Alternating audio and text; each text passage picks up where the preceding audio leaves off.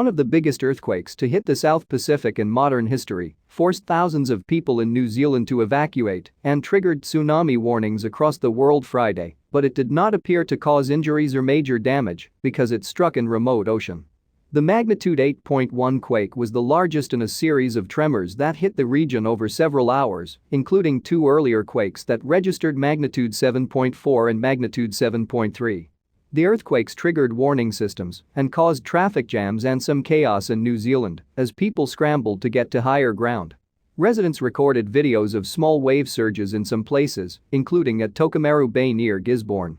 The Pacific Tsunami Warning Center said ocean gauges had measured tsunami waves of 30 centimeters, 1 foot, in Vanuatu, and said waves of similar size could cross the Pacific to Latin American coasts. The largest quake struck about 620 miles off the coast of New Zealand.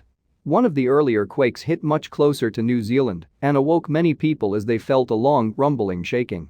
"Hope everyone is okay out there," New Zealand Prime Minister Jacinda Ardern wrote on Facebook during the night.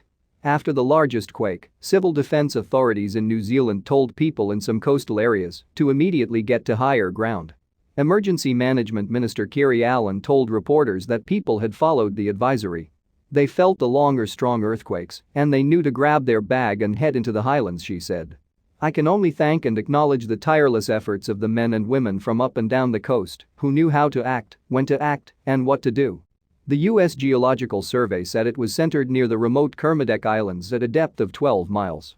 The agency said in a report that the quake occurred at the intersection of the Pacific and Australia tectonic plates and eclipsed the largest quake previously recorded in the region, a magnitude 8.0 in 1976.